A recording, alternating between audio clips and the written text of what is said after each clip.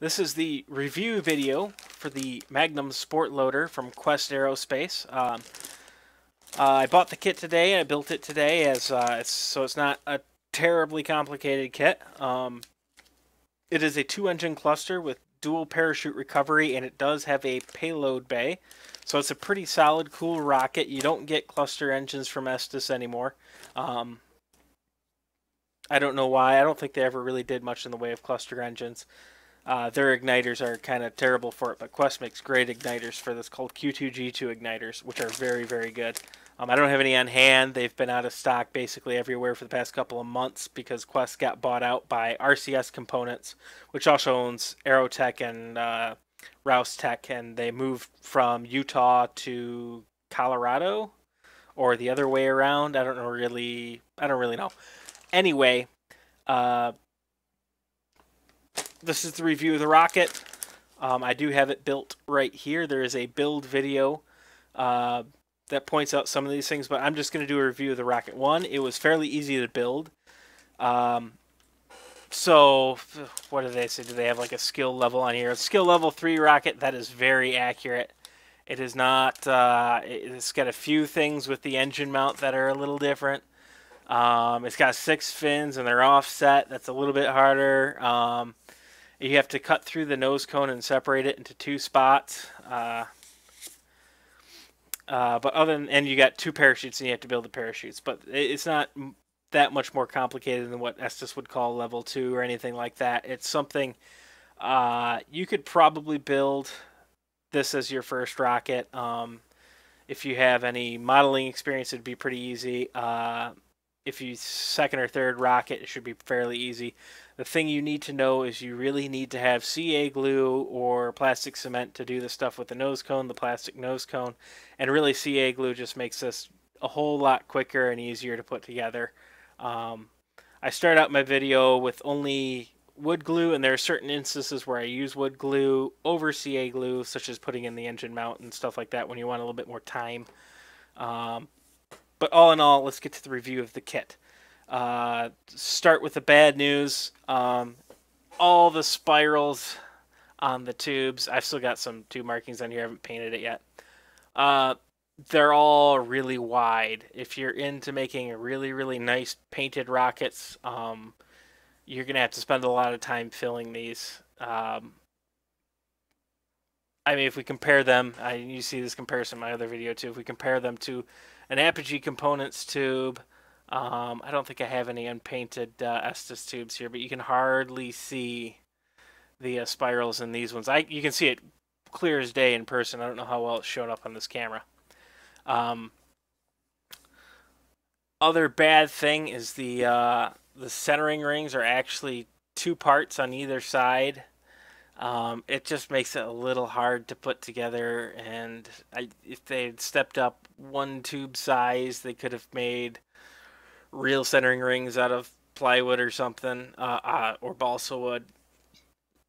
I think that would have worked a bit better than this. I mean, they obviously have the tube size right here, so if it was all this size, it would be pretty good.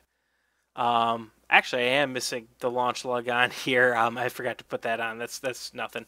The balsa wood fins are really nice. They're really thick and heavy duty. They're 1/8 inch instead of 3/32, which is what you'd see on a kit from Estes of this size.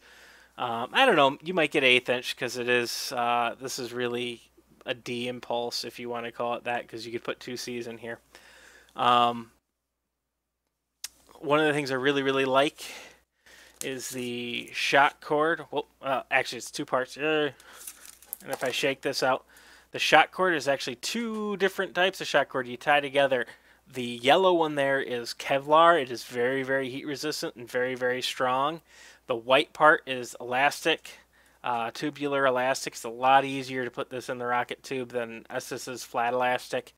And the engine and where it's actually mounted, you're not going to be able to see this because I'm not going to be able to get light in there. Maybe you will. It actually goes, you tie the Kevlar around one of the motor blocks in front of the end of the tube, and that's a much, much stronger location to put that than it is just gluing it to the side of the tube with a piece of paper, which is kind of what Estes does. So So I like that a lot.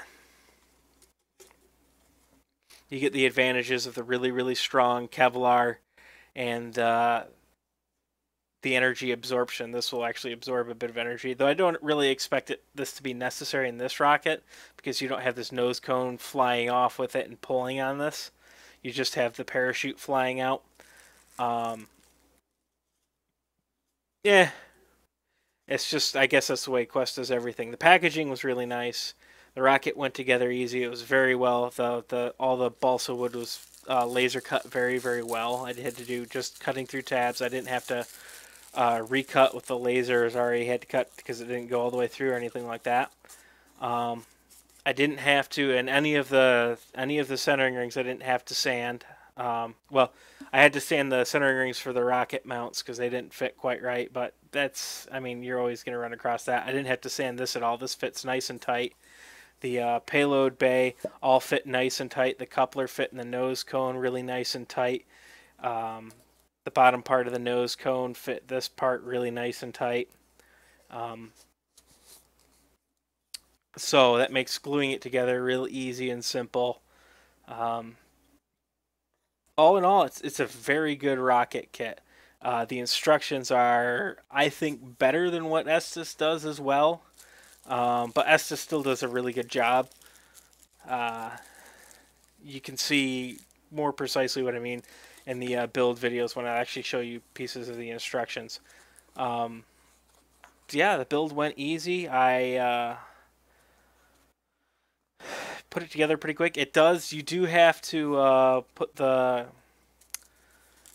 parachutes aren't pre-assembled, so you have to put a reinforcement and then tie on a bunch of strands of cotton string, which is something you don't see in Estes kits anymore.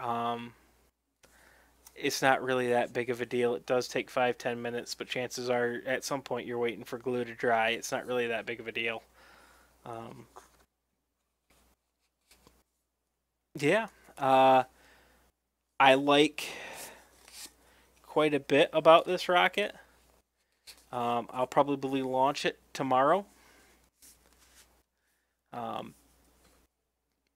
Everything went together nicely. Yeah, I highly recommend it. We will. I'm trying to think if there's anything else I have to say on this.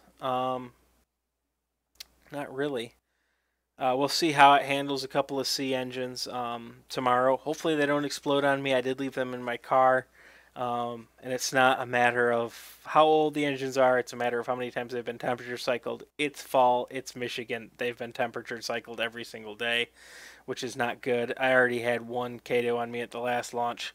So I might buy new engines for this. Might get some B engines to try it out first, and then throw it up on some Cs.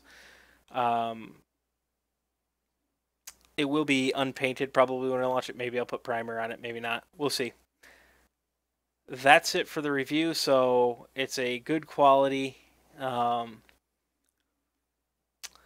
gonna give it out of 5 stars. I will give it probably 4, maybe 4.5, mainly because I don't like giving absolutely perfect values to rockets I don't think are absolutely perfect, and the spirals knock it back. Maybe this, I'll go back to 4 because I don't like these centering rings. I don't like the spiral tube, but everything else about the rocket is excellent. It's got it's balanced fairly far forward. Well, I don't have engines in it, but it looks like it should be fairly stable.